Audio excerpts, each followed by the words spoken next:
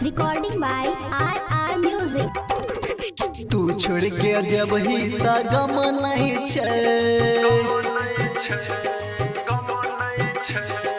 तू छोड़ के जब ही गम नहीं छे, गम नहीं छे छौड़ी तोरा जैसन माल कम नहीं छे, छौड़ी तोरा जैसन माल कम नहीं छे।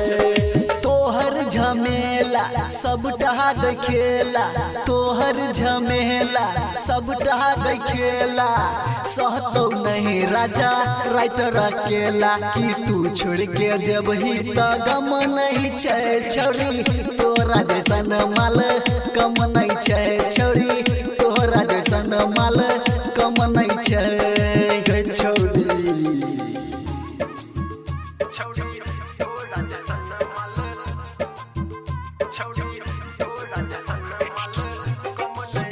अभी आप सुन रहे हैं आरआर रिकॉर्डिंग स्टूडियो सकरी से ये शानदार प्रस्तुति।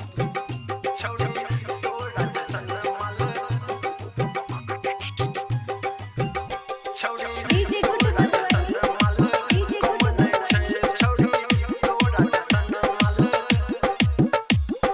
तोरा जैसन के देखा के हम छोड़ दिए छोड़िया के माल पटा के,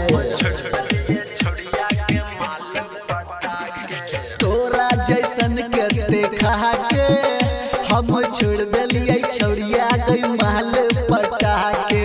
जाय छत जोना के रनिया हम छोड़ दिए केते के घर बसा के।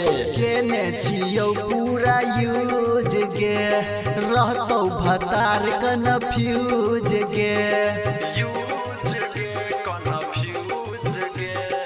तू छोड़ के जब ही गम नहीं छे, गम नहीं छे छौड़ी तोरा जैसन माल कम नहीं छे, छौड़ी तोरा जैसन माल कम नहीं छे।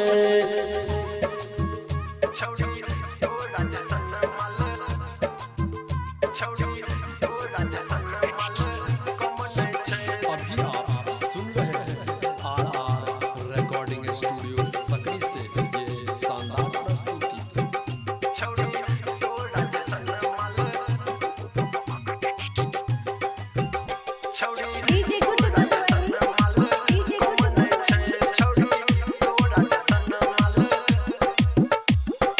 जहर के छक तू पुड़िया हम बैसल छी छोड़िया के दुनिया चरा के। जौहर के छक तू पुरिया हम बैसल छी छौड़िया के दुनिया चरा के। रोज रोज बदलै छी को हम तोरा जैसन जैसन छौड़िया के। इंद्रदेव माही आई कहै छौ तोरे टापर नहीं उड़ै छौ।